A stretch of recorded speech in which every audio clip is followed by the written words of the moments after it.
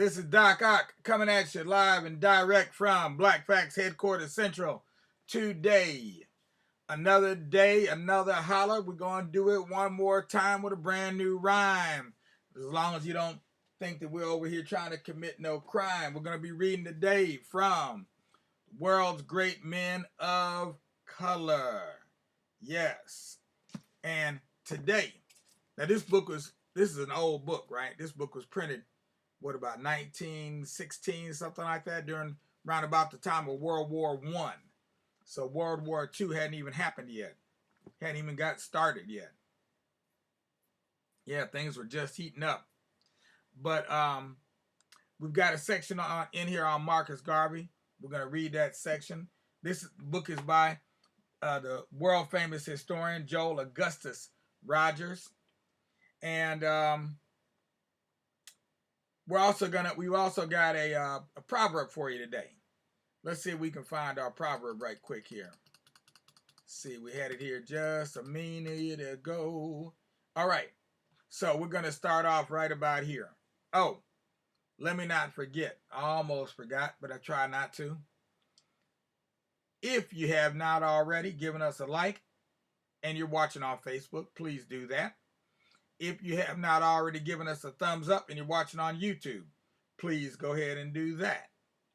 We appreciate that greatly. That'll help keep us on the air. And that's what we're trying to do. We're trying to stay up here live streaming for as long as possible. So far, we're coming up on 700 live streams in less than 2 years. That's a lot of live streaming. Trust and believe that. Very hard on the body. So all assistance is greatly appreciated. Meanwhile, let's go ahead and get this party started with our slideshow for the day. And we've got here a message to the black man. Now, what was Marcus Garvey's message to the black man? Well, let's see. A people without knowledge of their past history, origin, and culture is like a tree without roots. And there you go.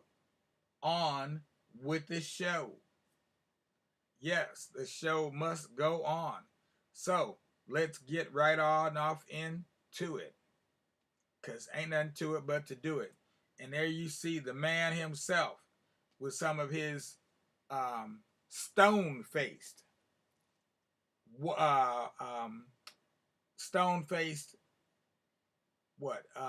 lieutenants, generals, colonels that are under him, because he considered himself to be the president of Africa, since there was no president of Africa and there were no African countries other than Ethiopia at the time. There was one king, one emperor of Ethiopia, and that would have been, at this time, it wouldn't have even been an emperor. We were still waiting for Haile Selassie to be crowned emperor of Ethiopia. So at this time, we had no real leaders on a world level. There were leaders within the areas, but not on a world scale. Nobody that would be recognized at the League of Nations, put it that way. So we're going to pick up where we left off yesterday.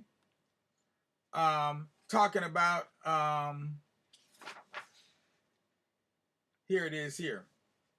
On August 1st, 1919, Marcus Garvey opened his first International Congress in New York City. And this date, which marked the slave emancipation in the British colonies, became an annual event. While his power lasted, these conventions opened with great spectacle. There was a huge parade through the streets. Huge parade through the streets of Harlem, and banners were carried with such inscriptions as Africa must be free. The Negro fought in Europe, he must fight in Africa. Freedom for all. They all sound rather incendiary, don't they? On these occasions, Garvey appeared in raiment that outdid Solomon in all his glory. He led the parade in a uniform loaded with tassels and gold braid, rivaling that of a British monarch. Beside him sat other officials as gaudily dressed. Though he was opposing British imperialism, he imitated its forms. Apparently, he had never been able to throw off the impression British falderall and glitter had made on him in his childhood. Although he called himself a president, he had his Royal African Guards and created dukes as Duke of Uganda and Duke of the Nile and Knights Commander of the Most Noble Order of the Nile, etc., etc. Showman supreme, he applied the methods of Barnum to racial agitation and attracted the attention and support not only of primitive-minded Negroes. This is J. Rogers saying this, right? Primitive-minded Negroes, but of many cultured whites and blacks who might otherwise have ignored him had he proceeded with less noise and ballyhoo.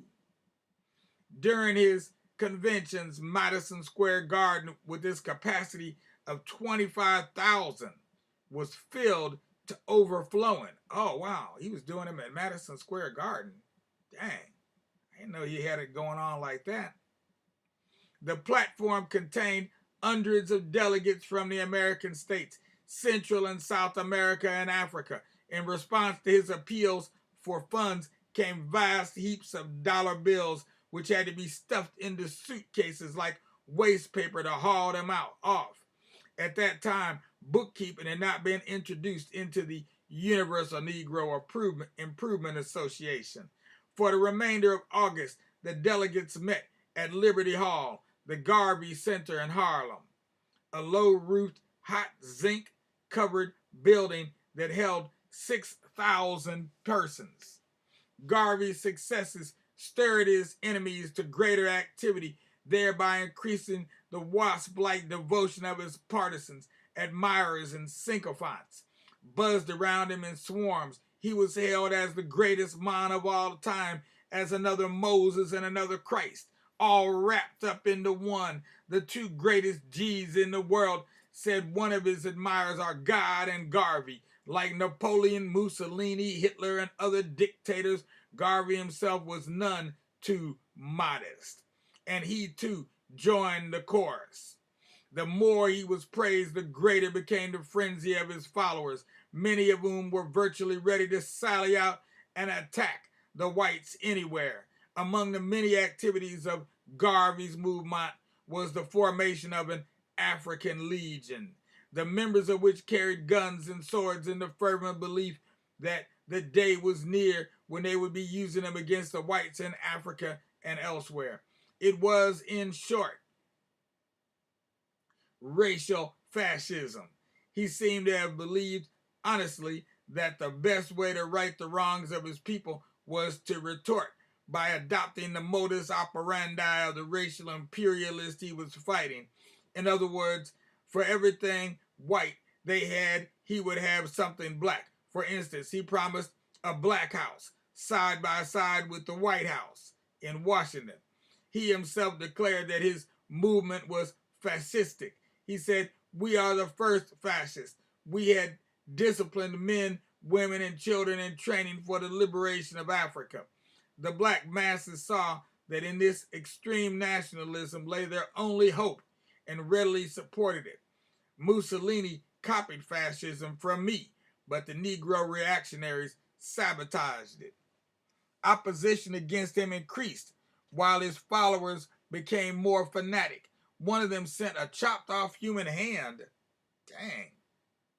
to A. Philip Randolph, editor of The Messenger, one of his leading opponents.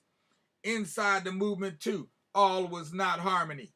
In it were Negroes who were better educated than Garvey and with more practical, more liberal, and more advanced views, and who did not regard him as an oracle.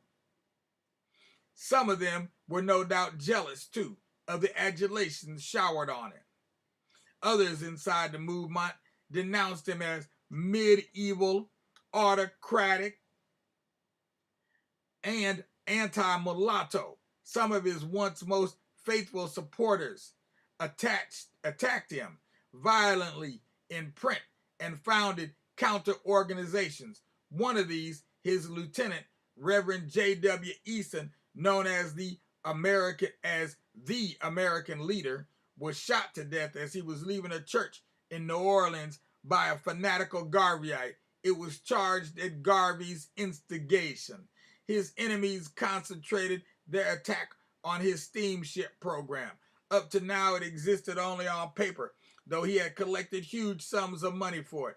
Under their pressure, he bought a ship, the SS Yarmouth, which he rechristened the Frederick Douglass and launched with great ceremony in New York. This, however, was at the close of the First World War, when ships were at a premium, they being in demand for bringing back American troops from Europe. When this had been done, however, ships became a drug on the market and could be bought for a song. Indeed, the government burnt or sank hundreds of its own ships.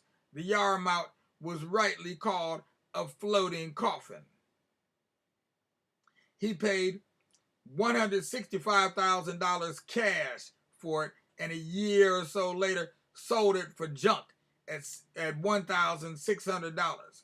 This hulk was so wretched that when it was chartered soon after Prohibition to take a cargo of whiskey to Cuba in order to keep the whiskey out of the clutches of Prohibition agents, it broke down a few knots outside of New York Harbor and came to final grief off the Florida coast and had to make its way into Miami with sails made of bed sheets.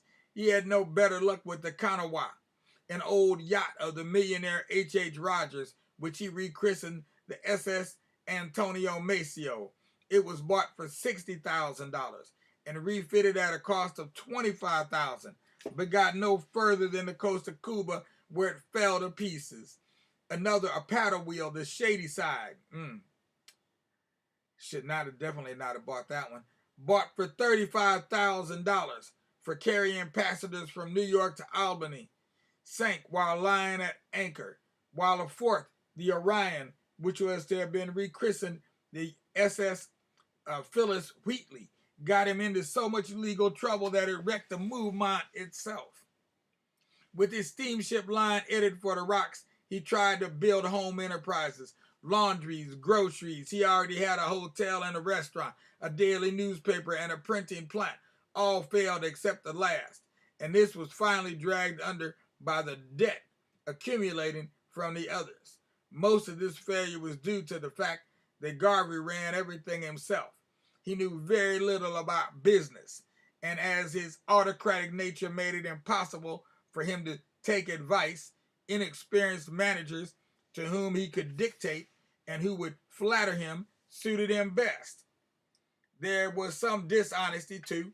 Some of the officials had joined the movement in order to exploit it. Bookkeeping was at all times loose. Another handicap was that Garvey, in line with his grandiose ideas, had fancy paper salaries voted to his officials. Of course, these were intended only for show, and the pay they were to receive was to be much below those figures. But when these officers were discharged or had resigned, which happened in the case of most of them, sooner or later, they brought suit for the paper salaries and won, thereby driving the organization deeper into debt. Much of the opposition to Garvey, it must be said, was due to sheer jealousy. Here was a recently obscure alien who was collecting millions of dollars from Negroes, while other leaders, many of them college trained, were having to rely chiefly on white philanthropy. As a matter of fact, Garvey was the first and only black man who ever succeeded in making Negroes pay for Negro agitation. The secret of his support was that he appealed to that portion of the black masses too far down to be noticed by other leaders. He won the devotion of these by telling them that they were not only as good as the upper-class Negroes, but that a black skin was just as good as a white one, and even better. They had every cause to believe that they could never hope for justice in America as long as their color was what it was. So when he told them this and said the only remedy was to get out, they believed him implicitly, and plenty of higher ups sympathized too. Much of the opposition, though, was honest and logical. Such opponents held that the Back to Africa program was diverting attention from the fight for justice here in America and disrupting its course. It was equivalent, some said, to the injunction not to lay up treasures on earth, but to give up everything for a utopia in the hereafter. He opposed the joining of white trade unions by Negroes and those Negro organizations fighting for rights here at home. As for the Negro church, he practically rejected it and had his own rituals and Sunday services. Later in his Liberty Hall, Christ and the Virgin Mary were canonized in black. Well, that was a very interesting piece. Sounded almost like a hit job, if you ask me. And considering the fact that J.A. Rogers was very light-skinned, possibly, you think maybe it might have had to do with that? I don't know. But it did sound kind of personal. And he got a similar reaction from W.B. Du Bois, who also was much lighter skinned than him and liked to talk about Garvey and how dark he was and how he looked like a monkey. Yeah. So as you can see, colorism was, these people were not, these leaders of their time were not averse to engaging in all kinds of colorism, as we like to call it, colorism. Yeah, that's a word. Look that up. Meanwhile, we're going to go ahead and clock out here. I think we've read far enough today, and we'll finish that piece up tomorrow. We'll finish up J.A. Rogers' take on Marcus Garvey. But we will be reading Garvey's own words as well. So we're going to see what Garvey had to say on Garvey.